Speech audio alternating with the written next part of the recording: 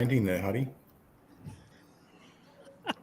Righto, ladies and gentlemen, it is that time of the week. It is time for the podcast here with the Dirtbags, Dan and myself. Now, another exciting ARB Championship wrap-up. What we're looking forward to is we're going to have a little bit of a wrap-up of round one, and then we're going to move into some information about round two, the ARB Tyrepower Griffith, the Gap 440 Hillston event. That is a mouthful. Even Danny Curranier might struggle to get that one out and about. But first off, we'd just like to introduce our guests. We've got Matt Burrows, Shane Hutt, Bo Robinson, Dean, and Tony. So looking forward to what this little podcast has. But first off, we might just kick it off and head on down to Tony and give us a little bit of a wrap up from round one. Yeah, g'day guys, and thanks for having us on the show. Yeah, well, the Big Desert 480 was a total success. It kicked off with the street party and scrutineering on the Friday, which led into Friday night, and that was pretty good to catch up with everyone and have a chat, and after all that, have a bit of a beer, and yeah, so that was good. And then the Saturday went off with the prologue, and yeah, section one, and that was pretty good. And then caught up with everyone, obviously, and everyone mingled on the Saturday night. And then Sunday was a finale, which was pretty good. We had the live stream, which was next level, I must admit. And the in-car footage from Bo's car was absolutely magnificent. And then, yeah, and obviously Bo was the champion at the end of the day. That was pretty good. Yeah, it looked like a great event that you guys run down there. It's one of those ones that's definitely on our bucket list to get down to. Maybe, a little bit of mic work, hint, hint. But, yeah, it is fantastic what is happening with the live stream. Now, tell us a little bit about the live stream. Is that something that's happening at all of the events this year? To my understanding, I think it will be. That's obviously up to each round, but I believe it will be. Yeah, great. That's awesome there. So that's one of the things that is really starting to move forward in the technology department there of the ARB Off-Road Series Championship. These guys are actually live streaming all their events. So that's a brilliant little thing that is happening. The technology that is about these days is just absolutely magnificent. Yeah, it's been a big change, I think, is that, now that we've got the in-car, we've got live drone shots. Actually, you got the man, the myth, the legend, Huddy there as well, which is always good to see. He's going to tell us a little bit more about that, later on. But I think what's amazing is how far it's come so quick, with the advent of being able to, get reception in remote areas. Man, it's just been an absolute godsend for the off-road community, hasn't it? Yeah, absolutely. It's one of those things. And we'll move on to round two, the ARB Tyrepower Griffith, the Gap 440 Hillston event. We're lucky enough to have Dean here from the Griffith Club, who is running it. Now, this one is another fantastic event. How about you give us a little bit of a rundown of what the weekend will compose for the competitors? Yeah, thanks, guys. Looking forward to a good weekend out at Hillston. The track's looking perfect. It's a fair bit drier than it was last year, but still nice and green. I don't think there'll be too much dust around.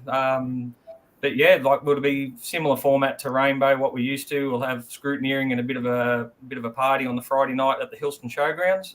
Where all the town come out and come and check out all the cars and whatnot. We'll have the big screen there, sort of playing some videos and some highlights and bits and pieces. Then onto the Saturday, just racing as usual.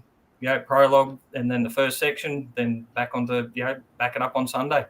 For I think 4 laps on the Sunday. So hopefully not too many brake caliper changes like last year, but yeah, should be all good. Yeah, it is great. They one of the great things about the ARB Championship is every single course is slightly unique in what they what challenge they present to the competitors. I guess Gundy, well known for its melon holes. We have the Big Desert Enduro as well. What's maybe a unique layout of the Hillston course? Our course is pretty tight. It's opened up a fair bit since the first year. Obviously, we had Toby. He weaved his trophy truck through there, so Bo shouldn't have any issues. But yeah, it's gotten a lot wider. But yeah, there's just nowhere to rest on our track. Like there's probably 2, maybe 3 long straights where the big cars will, stretch their legs. But yeah, it's just a good even event. Like Class 10 cars get up there. Pro lights. We had a pro light leading, or we've had a pro light win it. So it's got a bit of everything. But yeah, it's certainly it's a true test of a driver, the track. So no, it's really good. Yeah, it is great. We were looking at some of the previous winners of that event there. We talk about Toby Price. It's a pretty big name, but then we also do add Brent Martin as well. I assume that's that little pro light that you were talking about there. So that is one of the great things about the ARB Championship is they are races that are generally run by racers, and the track usually gets a lot of good reports. So we're looking forward to what these events have in common. Now, Bo, you're making a bit of a debut here at the Hillston 440. Is this your first time heading towards Hillston, or is this a bit of a return to a track that you've attacked before? No, I haven't been out to Hillston before. I've been to Griffith plenty of times, spent a heap of time in Griffith, but no, I've never actually been to Hillston, I don't think. No, not to this track. No. But yeah, been to Griffith plenty of times. But obviously in buggies, but we'll see how the big girl goes around there. Yeah, it should be a good thing to see out there for sure. Because I think what some of the things about the new track, run us through it, Dean. Like the other side of that is for competitors, what do you think is, spectators, what do you think some of the highlights would be like? As in, where do we go? Where do we hang out? Where do we get a cold brew? Those sort of things. Run us through a few of the spectator side of Hillston and what we can expect there too. Yeah, so we'll the farm's called MacTocton, which is about 20 k's out of Hillston. So that's sort of where we direct everyone. The pits is there. That's headquarters, the whole lot. We have we'll have the big screen there. So all of Huddy's live stream will be broadcast on the big screen as well at the track. Then we've built a bit of an infield section, with a few jumps and some whoops and whatnot. So everyone can come out to there, and then also with the live stream, we'll be able to, you can be sitting up in Queensland in the sunshine and watch it from up there. So it's start, finish, then the complex is all done right at the at headquarters. So and a bar, food. What more do you want? No, you're dead right. That is exactly what we want to know about. So, there's on-site facilities. There's all that action. Again, like you said, even nowadays, you can watch it on your phone as well as watching it live. No doubt, there is no question. Trackside is the place to be. It's all good to have the live feed. It is a absolute diamond. But I tell you what, one of the things that I just love about this is, we see all this stuff at Fink and people are watching the live stream as well as watching the race. There's no place like the race that you can smell that race fuel, is there? The race is definitely one of the great places to be. So, look, we appreciate Tony and Dean giving up a little bit of your time this afternoon or tonight to be able to give us a bit of a wrap up about the Hillston event and round 1 of the championship. It's a fantastic championship that that the ARB guys do run. So we really appreciate your time and giving us a bit of a preview of what what's already happened in round 1 and what's expected to come in round 2 at the Hillston 440 event. So we thank you for your time, but we're just going to say goodbye to these guys, and now we're going to move on to having a bit of a chat to Matt Burrows, Shane Hutt, and Bo Robinson, who are going to be some of our competitors coming up. So we appreciate the time, guys. Thank you very much. Thanks, boys. Thank you. Yeah, 5th to the 7th of July. It's going to be an absolute crack of that race. I tell you what, boys, you're obviously looking forward to it. You're all racing at this event at Hillston. The ARB Championship itself is one that has just come in leaps and bounds. It is a true driver's tracks. It's competitive. It's fun. Really, both of the championships have got some amazing racetracks, haven't they? So isn't it great now that we can all, race what we want to race and do things that we want to do? And I mean, Hillston's one that's cemented itself on the track. I think it's going to be great. Yeah, it's definitely going to be really great. And Matt, you're doing very well in the pro light class. I think before we come on air, we were having a little bit of a discussion about about where you're sitting in the championship. How's your ARB championship looking this year so far? Yeah, I think we had a pretty good start to the year again at Rainbow, which was good. We don't mind going to Rainbow. It's good fun track as well. And then coming into Hillston, we love coming there as well because Jay Mitchell navigates for me, obviously, has a fair bit to do with the track, so owning the joints. So, but no, we're excited. I think we've got a fair few points for either second or up the top end somewhere in our class. So, yeah, quite happy coming in anyway.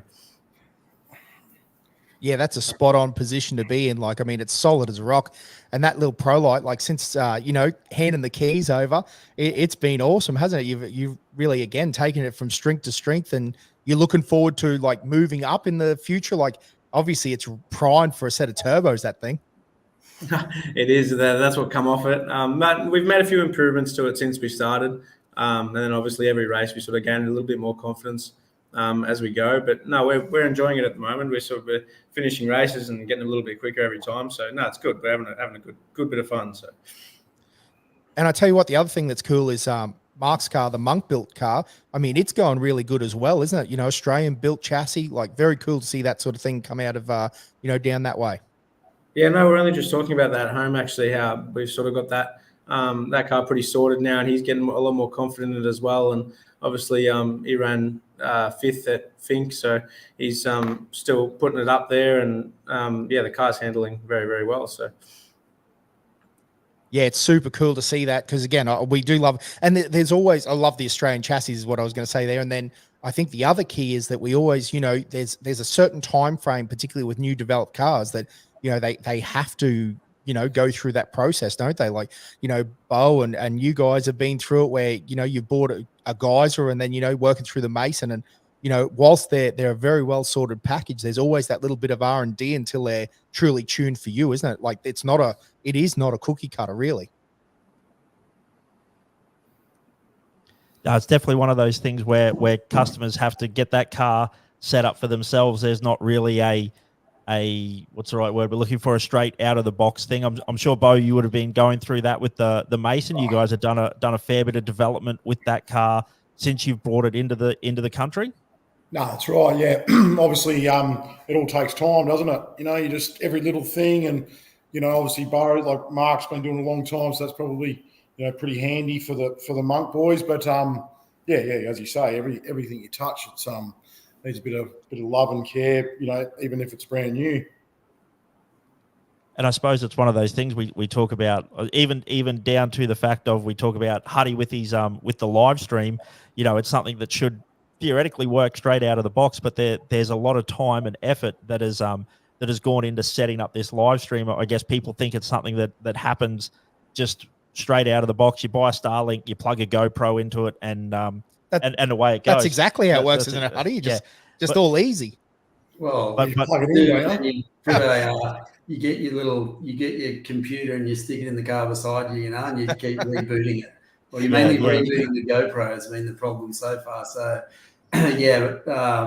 getting onto that, obviously, I love off-road racing, and I've worked on a few things in America and a lot of motorsport shows and things. And obviously, the best seat in the house is in the car, you know what I mean, for a TV broadcast and for your friends at home and your family. And, slowly I had the idea. I don't have the technical nous. That's a mate of mine, Phil, who I started my TV journey with in Tamworth. He's like a extraordinary technician, He's been the guy that's put my idea together, you know what I mean? So all credit goes to him as far as getting the pictures out of the car, Sure, I had the idea and put some money into it, but he's come along and, ground it out, and we've been lucky to have access to Bo's truck to put it in and, fiddle around with it. And then we had it at Rainbow and we were like, is it going to work? And I said to Charlton, who's doing the live stream, if it comes up, use it.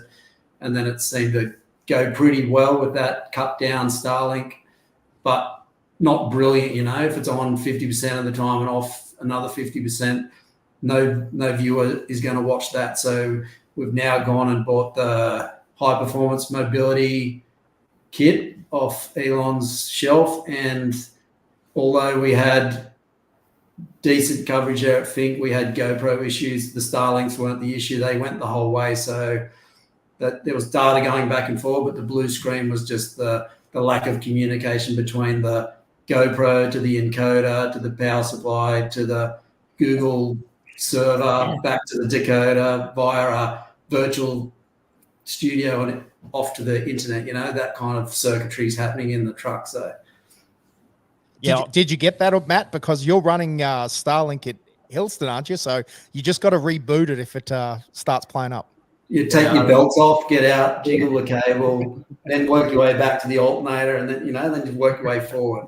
Yeah. And then we'll back leave, again. we'll leave that to Jay, I reckon. We'll pick the driver. I thought he was for the shortcuts. Yeah, Not local knowledge, sorry. No, but I've been impressing him out. Get on your dozer and make some more jumps so it's more spectacular for everyone that's not there, you know what I mean? So, but hopefully, you guys are going to get one. Bowie's talking about it. My mate Bo, he'll have one as well. So hopefully that's a nice blend to add to the stream, that the Griffith guys worked hard to get together, and we're coming along, and hopefully we'll put all that into the program, you know what I mean? Yeah, but just to give, like you said, like you sort of simpled it down and made it sound like it was pretty simple. But I was pretty blown away when I was talking to you after Fink. You were saying that you actually had like a guy sitting back at a caravan park in Alice Springs, like running a, like you said, a virtual studio. Google, then a vMix, and then like cloud servers, and just I don't get any of that. That's why I navigate. There's no clouds in there. Maybe there is. I don't know. Is there? A few clouds.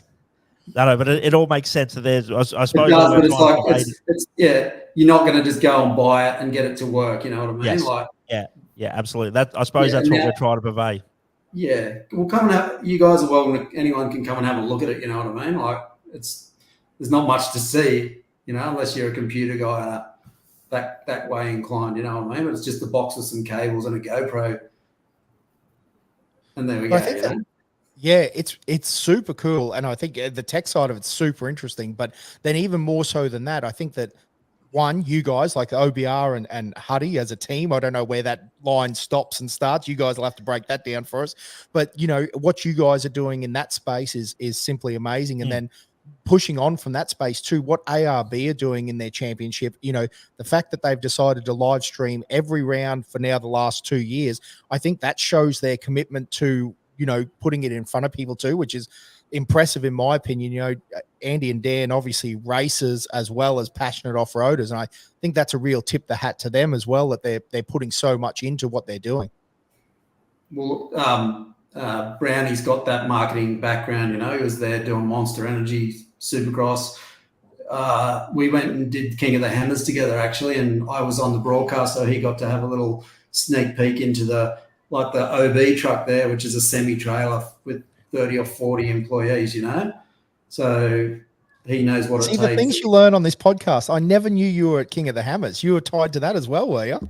Well, I went for a look, and then Aussies are everywhere, So an Aussie guy was running the show, and I get there, and first thing he does is chucks me a beer, and he's like, if I see you without one of those in your hand all weekend, you're fired. So it was a pretty good environment to work in. Bo, you must be paying this guy too much to navigate for him to be able to travel around the world like he does. What a rock star. That's right, yeah. That's right. Yeah. I think you need to slow him down a bit. I'm actually in Spa at the moment, you know what I mean? I love it. Oh, killing it. Well, that makes sense about that painting behind you then, Huddy. Well, thanks. Very Spa. Definitely can't be in your own house. He's an Airbnb. No, very good. But yeah, I think that again, it just shows, there's many events that really, they're absolutely jeweled by this. Like Gundawindy's one as well. All you guys are looking to come. Matt, you told me about coming up to Gundawindy for a run as well. Yeah, I'm getting the nod. So I know, Bo, you're coming over to Gundawindy, which will be, if the plan all goes well. And again, that's just an awesome thing. Like that track on a live stream, has already been proven how good it is. And then once you throw, in-car and, the extra drones and stuff, and, I think that, again, it just shows how good this racing championship is. And, the availability, I think, that's one thing that I just love about it at the moment.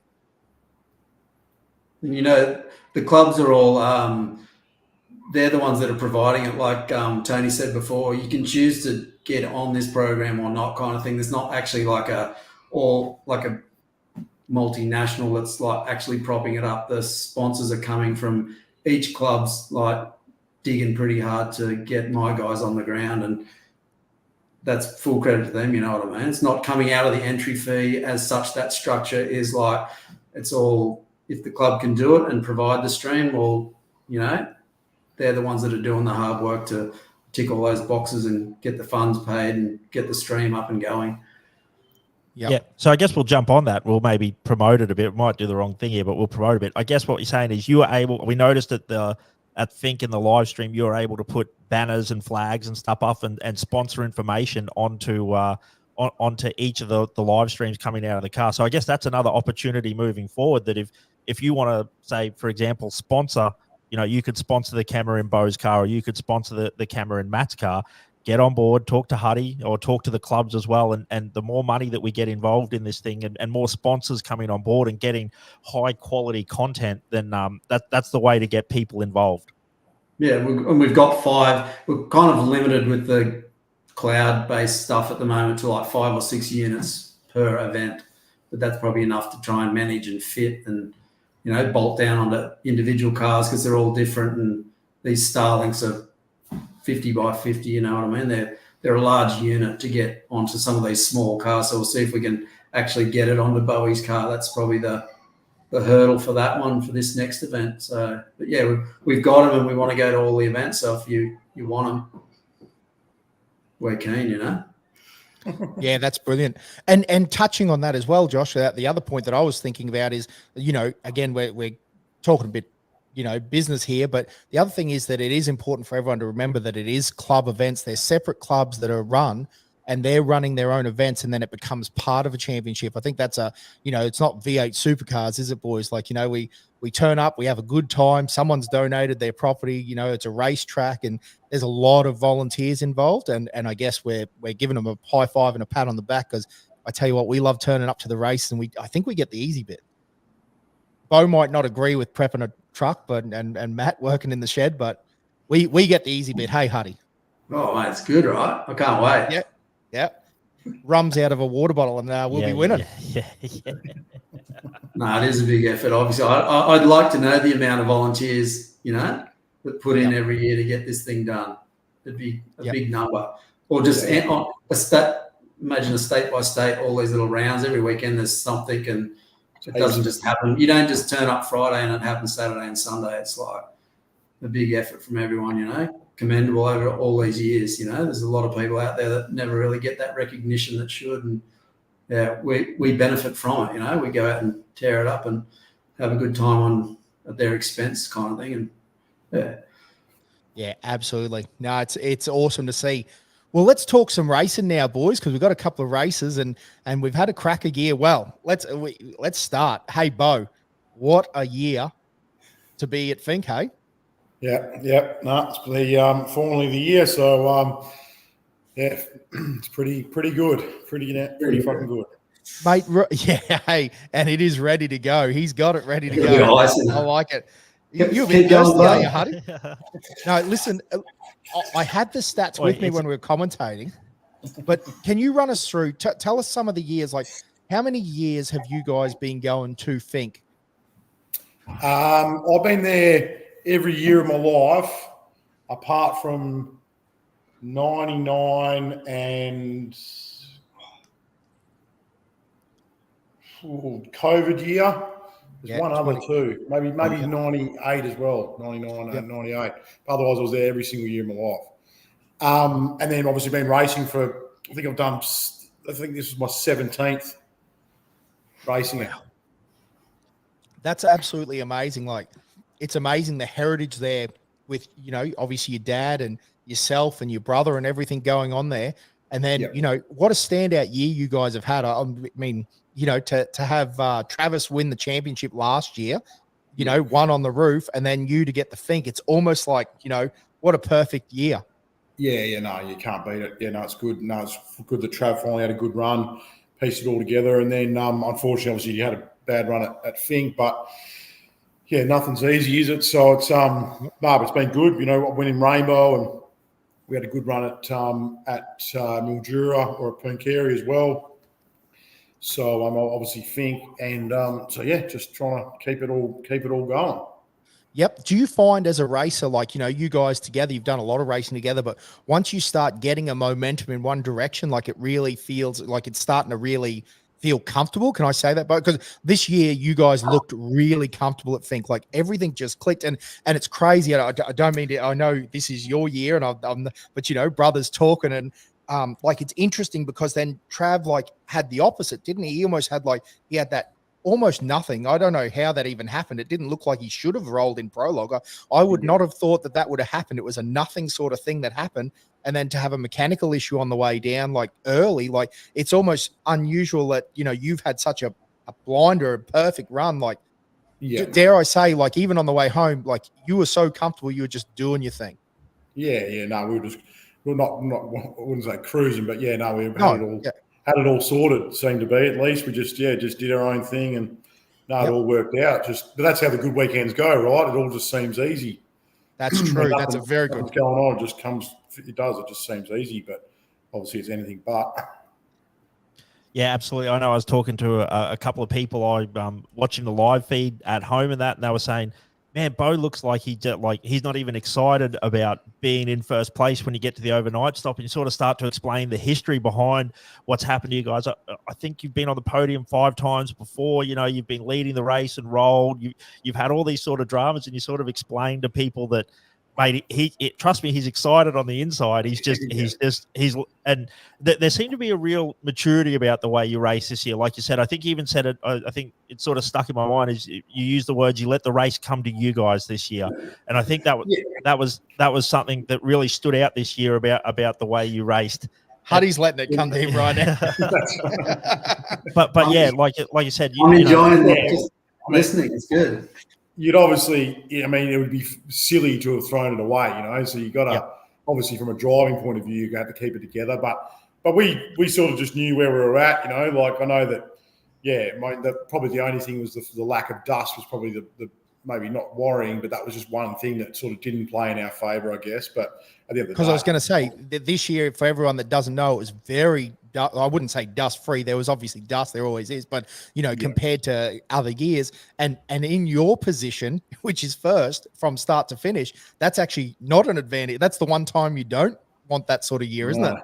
Normally, when you're coming out of 5th or 6th, you're chasing that year. That wasn't. You're like, God damn it. I could probably take a bit of dust. Well, a prime example for you, Bo, was that one year you were first into Fink, and then I believe it was Hayden Bentley that had a storming run out of like 14th or 15th and got in front of you, So, mate, out. People think that when you're out in front, you're just cruising. It's your race and everything like that. But Fink is one of those races where there's just so much going on all the time. Yeah, for sure. Yeah, there's always a surprise there. It's always a surprise. Well, was there a surprise this year for you? I'm interested. It was a good surprise. Good. Yep. Yes. I like that surprise. Yep. Absolutely. Just a big relief. But everyone, it was just mint. Can't ask for any better. Start to finish, it's exactly how it's done. And then I suppose the other side of that, Bo, was to be there with all your family. You've got multiple generations now, which is just so darn cool. Because again, we remember you when you guys were like 19 and 20 running at Gundawindi like wild men, and now to see family men and things happening and clean shaven. No clean. You're saying he's clean shaven at 19. Yes. I haven't seen him clean shaven for a few years. No, it's good. No, everything about it was mint. So yeah. But we're just going to try and keep the ball rolling. So we've got a big year. We're going to try and do obviously the rest of the ARB stuff and the ORC.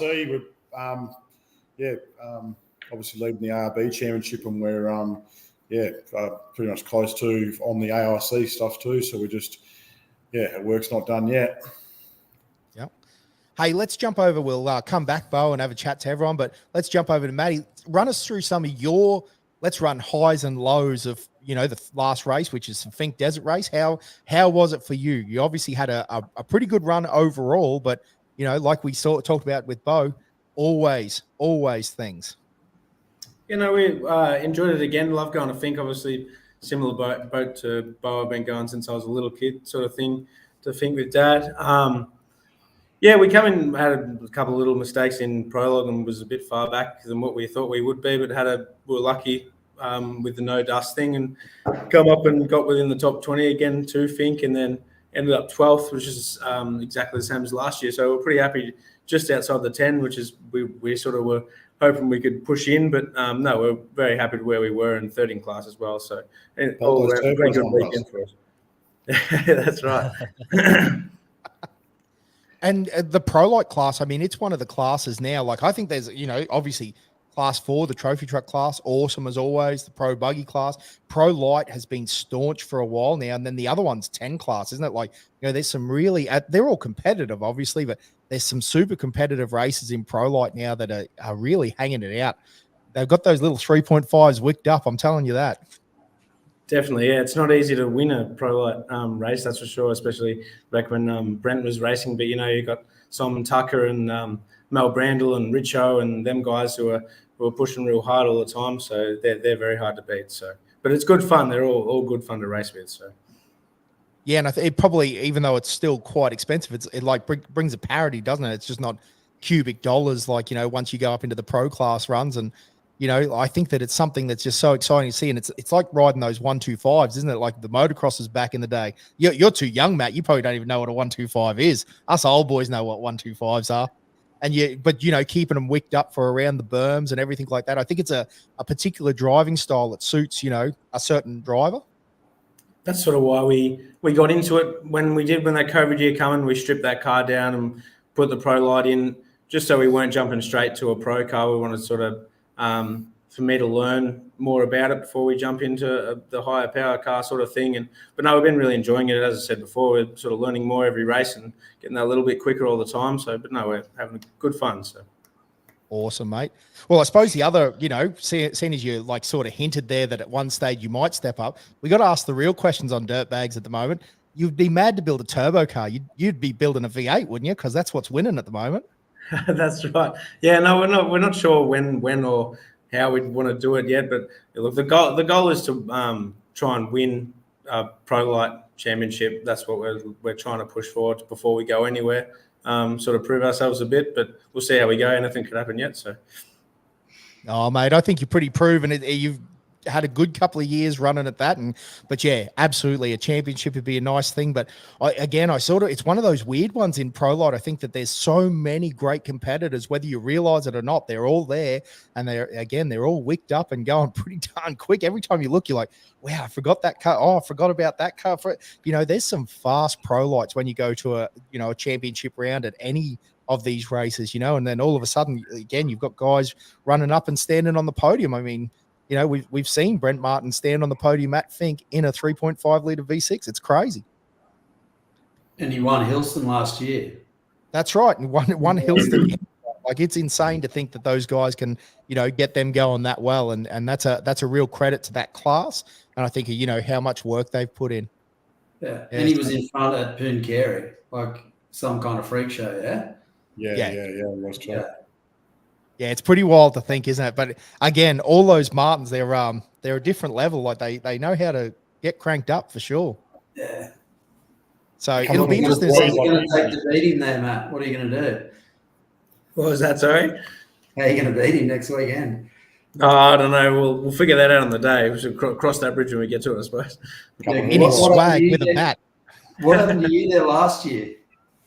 At Hillston, yeah, we struggled a bit there on the first day. We got a couple of flats and had a couple of car issues, but it was once the track got better, a bit more dried out, we sort of come back a bit, and I think we started the second day in 47th or something, and then came back to just outside the top 10, I think. So, but it's a great track, Hillston. Like being a bit dry this year, it'll be really nice to race on again. So. Well, Dale's not a problem, isn't he? Didn't he chicken out and he heard you were coming and moved up to unlimited, didn't he? By stroking that. It's a 4 litre now, I believe. Yeah, 4.5 or something. Yeah, so he's up in unlimited class now. Yeah, he moved out, which is a great thing for us, really. No, that's awesome. And then tell us through. Let's keep moving through it. Like Gundawindi boys, like Matt, you've been to Gundawindi a couple of times. Bo, it's been a few years since you've been at Gundawindi. You're looking forward to a bit of a return, and particularly in the truck. Yeah, I love Gundy. Gundy's a good town, good people there. It's always been a good time up there. So the racing hasn't been so kind to us up there. But anyway, no, it'll be good. I'm just looking forward to it. Good to get around and catch up with everyone. I haven't done it for a while. Maybe we need to get Bryce Chapman back so he can run down Malapanya on 3 wheels again, or we could spice her up a bit. No, Malapanya's that property's gone. Sorry, I was just it was an iconic memory of mine, but yeah, she's gone and they've moved it a bit. It's a great spot though. Huddy will back us up on this. Like the spectator viewing area, they've done like almost like a clover leaf, so you get to see the cars racing. I'd say 4 times. So, which is always a great thing now. So, these guys are sort of putting spectate areas in their track design, which, I understand completely why that wasn't like that to start off with. But I think the Gundy Club there, Jamie Knight, he's a racer as well as the leader of the pack there. And I think he always does a pretty good job. And a trophy truck guy, Yeah, well, one of the things Dean touched on as well is that they have the big screen at the spectator area as well. So all the stuff that goes on the live stream actually get shown at the spectator area. So any of the in-car, any of the drone shots or anything like that they have collected over the weekend actually get shown at the spectator area as well. So when you're in the spectator area, with the big screen, not only do you get to see the live, but you get to see what the live stream is also showing as well. So really being trackside is the best of both worlds. Absolutely. And you get to go to the Gundy afterwards, like the Gundy Royal. Yeah, the Royal. Yeah, boy. That's right. So Sunday night. Well, we got Bojangles opened. Let's see what else we can make happen. I don't know if that's a true story. Do you believe that, Bo? Do you reckon Josh talked about it enough that he got it open? Because he's claiming it. Yep. I reckon so. Yeah. But no. We certainly made sure it was going to stay open. We donated the big deal on the Tuesday. Very good. Very good. Well, let's talk about that too. Boys, how was the celebration? I know there's limited stories that you can probably tell us, but how did celebrations go? It was the big one. Yeah, I kind of lit up. Yeah, I lit up Monday night and was a bit of a fizz for me on Tuesday. It was all right, but then I handed the baton on to Bo. So Tuesday, I was all right Monday night. I was hurting on. Yeah, I was all right too. You know what I mean? I was feeling right. Mate, that cup looks kind of disgusting. It looks like it's got a couple of viruses on it, like it's being passed around. Yeah, it's not coming off.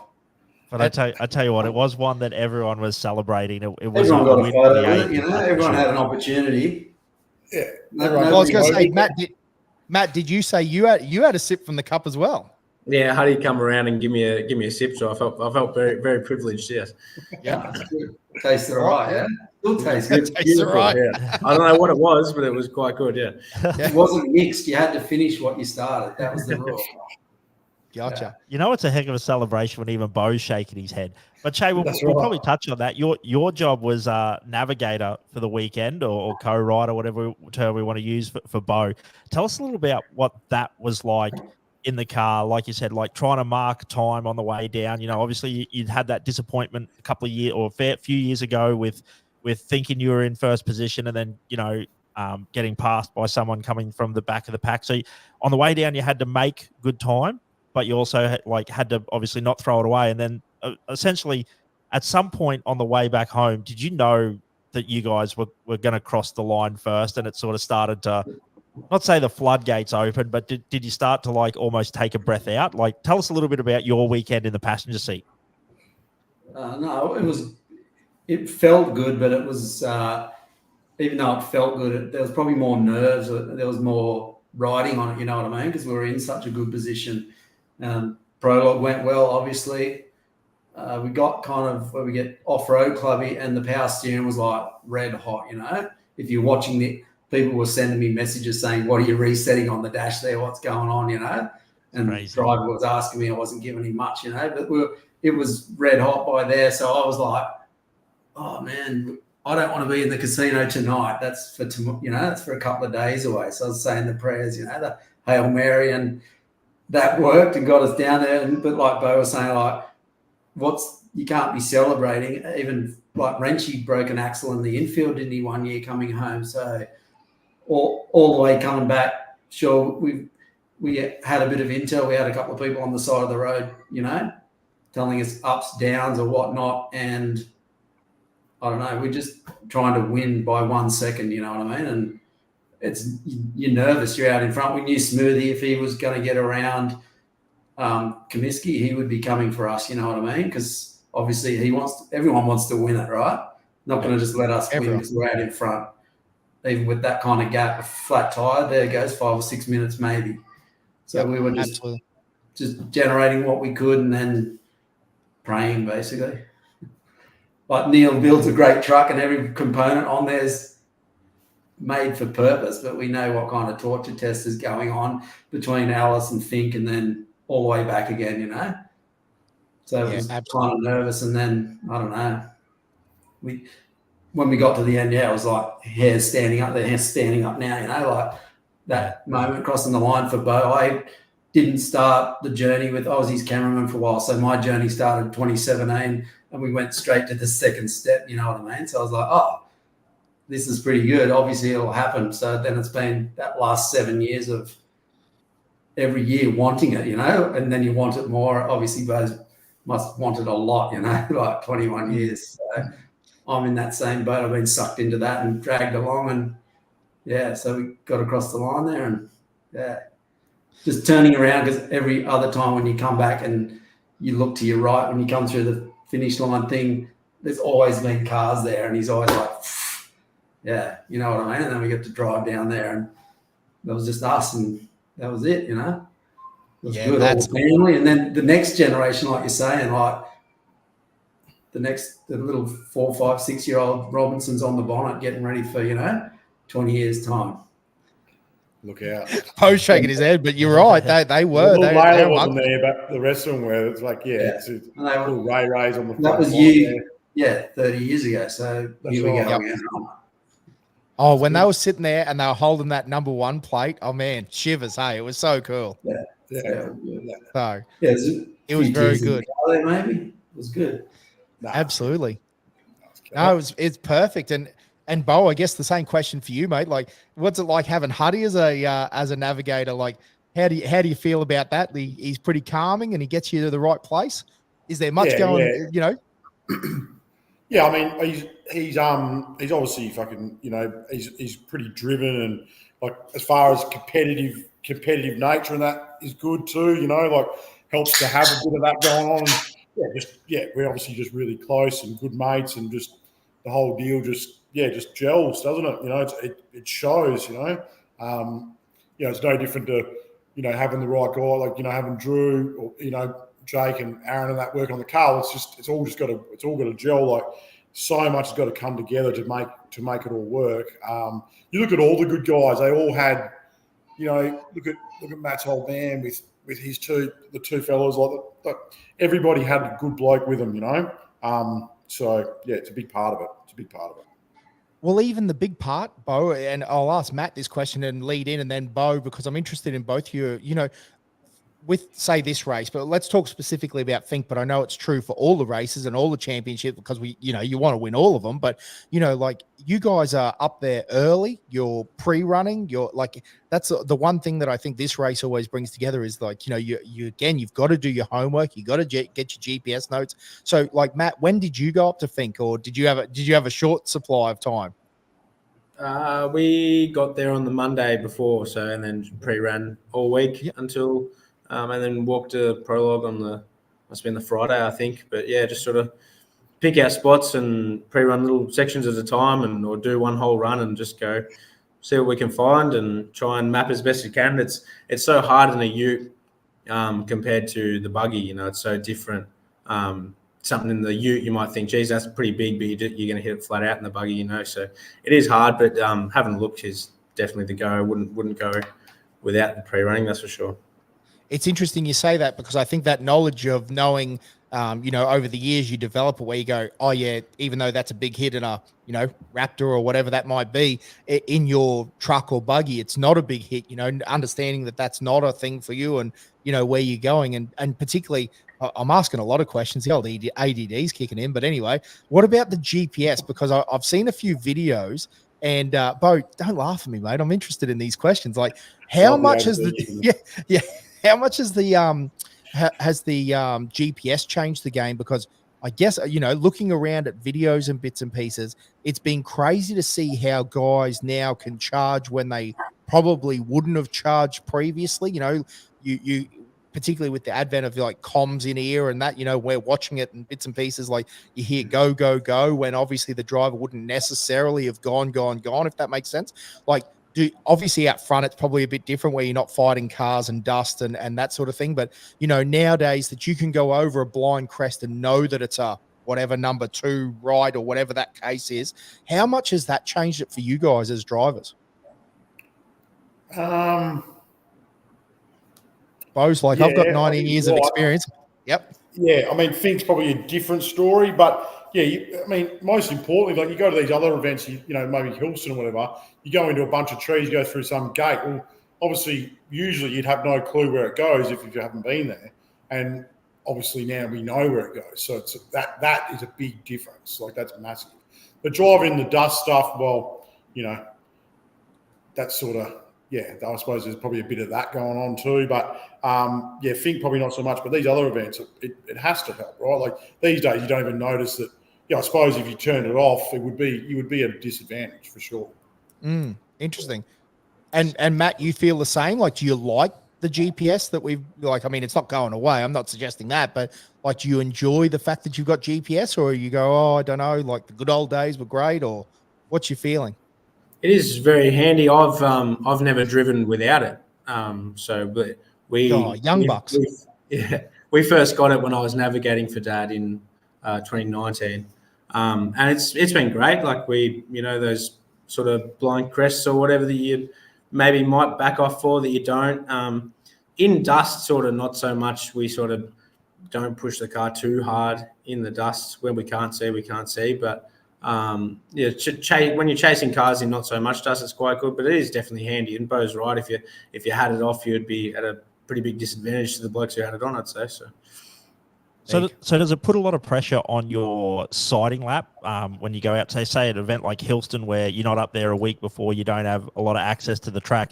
Does it, when say Hillston or Gundy or like the big Desert 480, do you guys put a lot of pressure and a lot of significance or a lot of importance on that sighting lap and getting that GPS in correctly? Like you and your navigator go out and rather than just driving around having a look, it's something you invest a fair bit of time in? Definitely. Yeah, no, while we're going around, we're talking about it the whole time and what we want to put in, what we want to be saying, how quick we're going to be going, talk about it, and then sort of change it if we need to halfway through the race or whatever. But yeah, that's what's good about it. You can change it whenever you want. But yeah, we sort of put a fair bit of focus into it.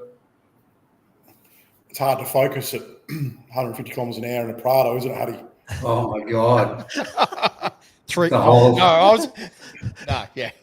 I was going to say 3 jacks in, but yeah. That too, Huddy. That too, yeah. That's good, right? Yeah. No, I hear. It's all I'll tell you what, it's a credit to Toyota. That's all I can say. Yeah. No, that's good. Very good. I'm going to get a Prado one day. Not a rental one, but not a Hertz. No, very good. Well, yeah, no, it's just always something that interests me when I'm talking to racers about what they, what the theory is there on how they go down the technology route. Because I know when it first came in, some people hated the concept, some people loved the concept. It's always interesting to get a perspective on guys that have used it and what they're enjoying. And yeah, I definitely know some navigators that just rave about it. They've got setups that they enjoy and they use, and they wouldn't do anything different. And again, probably there is some old school dudes that are still running around with no GPSs. They're just driving what they see and having a good time, and that's cool too. So we can't hear one another in the truck anyway. Hence my, So it's a lot. We do. Well, it doesn't. We put a lot of time into free running, but yeah, a lot of the time. I was going to say, it doesn't matter, Huddy, when you're not telling the truth anyway. That's right. Yeah, that's right. No, it's very good. And actually, and this, man, I'm asking some questions, but what about, I don't know whether you're going to tell me the truth here, Huddy. I should point it at you, but I'll be brutally honest. Josh and I would enjoy racing, and if we had a Starlink on the back of our car, there would be certain things that you could achieve that help you and assist you as part of the race? Like, is there an emerging technology there as well? Oh, it's a cost thing, you know. I was just thinking about, yes, it's an advantage to the GPS, you know, the guy that can pony up and get it, but those that can't, like, you know, there's two sides to that. What do you mean? What would you do? As in me? Yeah. What do you mean? What? Oh, I would, because I suppose, let me take it back. I know that there was a story about Brad Gallard way back in the day, I want to say 2012, where he had a sat phone hooked to his whatever, and he had some dude sitting in. This is the story. It's not gospel. It's just plain internet rumors. And, you know, like, and he had guys updating him with times, and he had knowledge there. And if I had a Starlink, I'd have knowledge, because if I had someone, we live in Yeppoon, so let's use the word Yeppoon. If I had someone sitting in Yeppoon giving me information, well, that could help, isn't it? But I know you. So I thought you meant something to do with the GPS.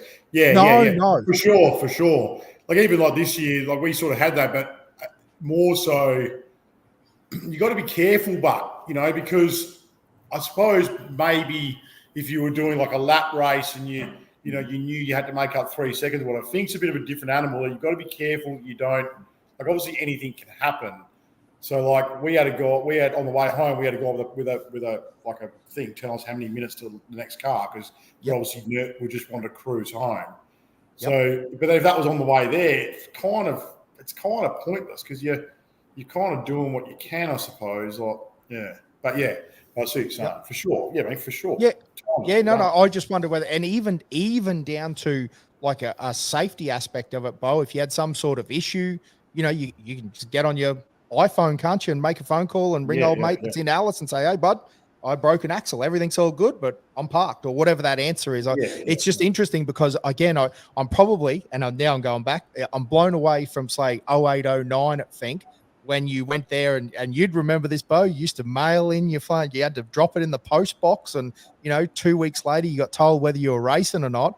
And nowadays we can see in-car of Bo, Smoothie, and you know, Mikey Zacher, and we're seeing it all live, and all these people there on you. Oh, sorry, I'm not getting worked up, but they're on YouTube. Oh, I wish I had a motorbike. Yeah, I hear you. But back in the day, you listened to ABC radio. Like, you know, we didn't have any of this here. You walked over, and you might find out that Bo made it down to Fink about 45 minutes after he'd made it down to Fink, and it'd be printed out on a piece of paper. And that's not so long ago. That's only 20 years ago. No, 15 years ago. So, I guess that's what I'm saying is, with this Starlink and all the information now, because, again, it's funny, when we raced, you know, you have an issue and you go down the track, and it was actually my mum that rung my dad, and she was in Yeppoon, and she knew more about what was going on in the race than we did, you know, like, and that's just an interesting side note for what was going on 10 years ago. Yeah. It's just another fight. It's a $5,000. It's a $5,000 Starlink, you know. So, for sure. No, and I'm not suggesting for a second that everyone has it. I just wonder if it's going to be something that they push along with a bit. You know what I mean? It's definitely there for the benefit of the television. You know what I mean? That's the key ingredient. You know. Absolutely. Yeah. Oh, and that's what it does. Oh, listen, that's the best bit about it. Let's be honest.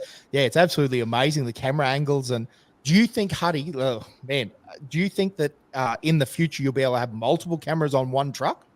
Well, the encoder in the truck is a dual output, so we could have a look at 2 shots. You know what I mean?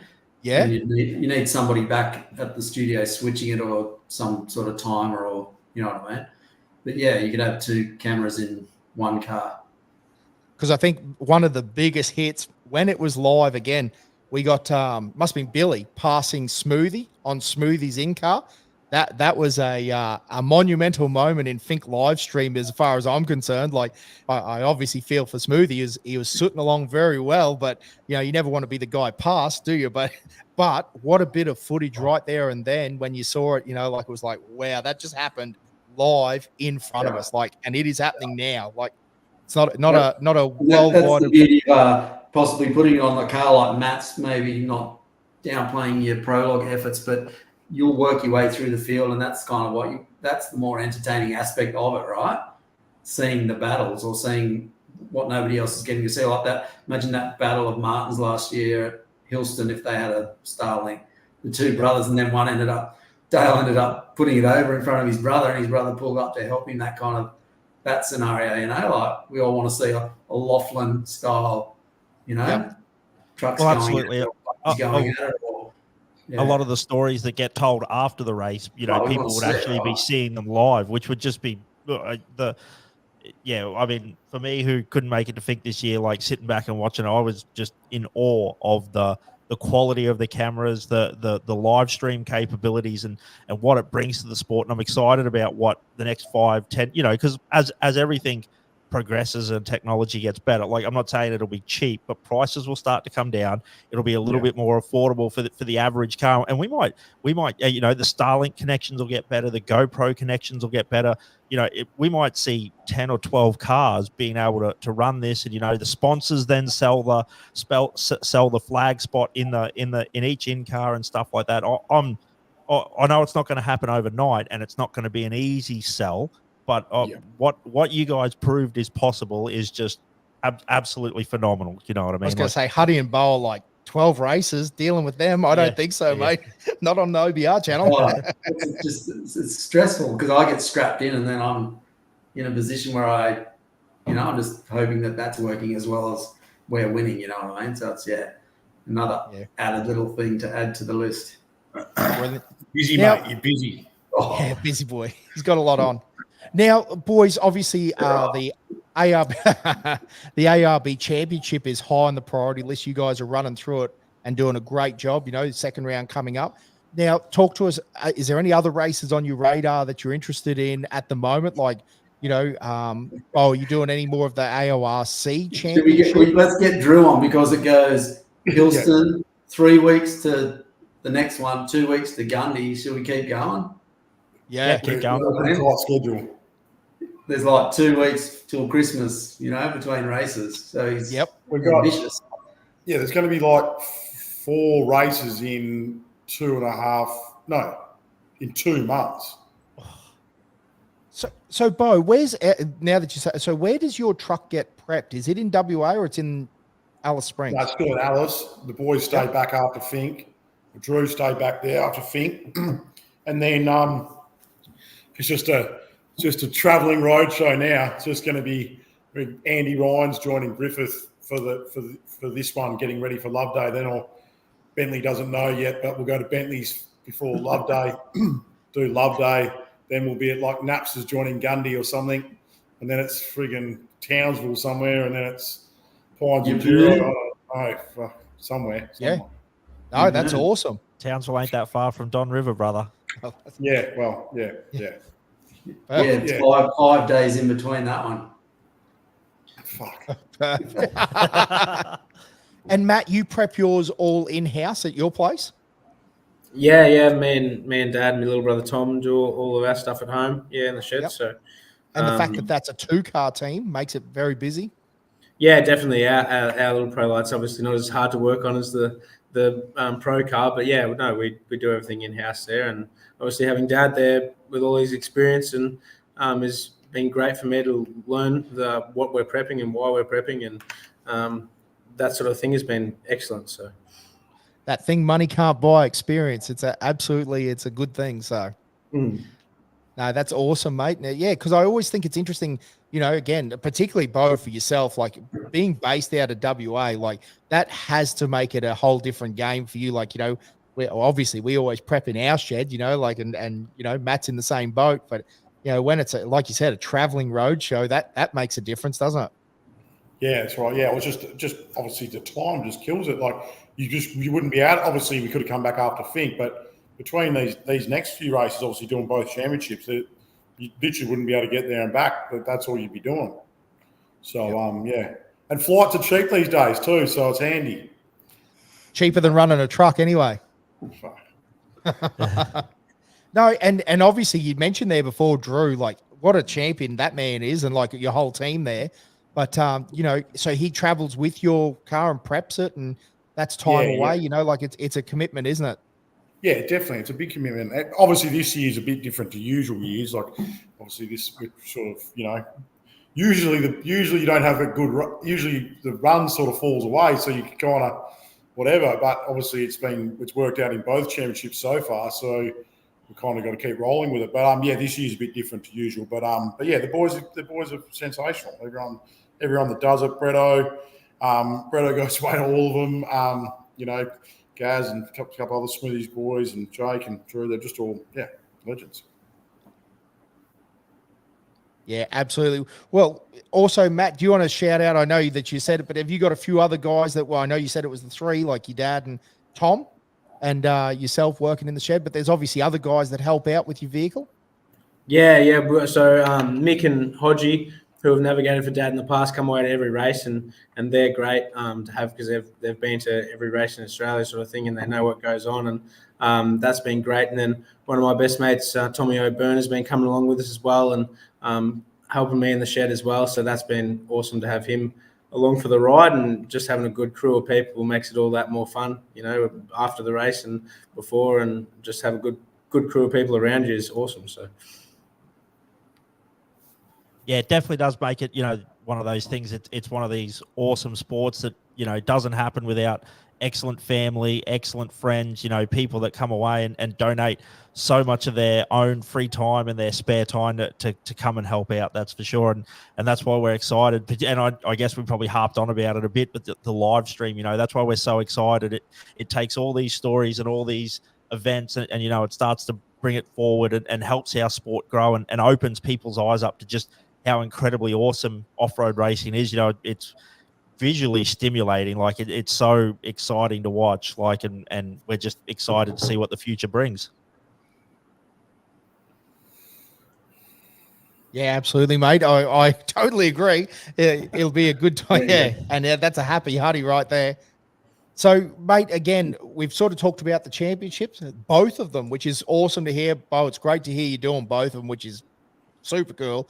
It would be an amazing run, like you said, if you could, again, I won't jinx anything, but keep that momentum going forward with Huddy and all the other stuff. And again, Matt, a great run so far. Again, I know we're putting a possibly, but Huddy's pretty confident that you're in first place in the Pro Light in the championship in the ARB, which is absolutely, we're getting the nod there. He's like, yeah, definitely. He's backing you anyway. So, like to have that, I know it's only one round. I know it's a long way to the end of the championship, but it's a great championship. I think it's going to be a great year of racing. When is it a bad year of racing? Let's be honest. But yeah, it's going to be an absolute cracker this year. And I think there's a lot of talent all the way through the field. Again, I'm excited about a lot of the classes. I think that's going to be, one of the great things, as well as the overall.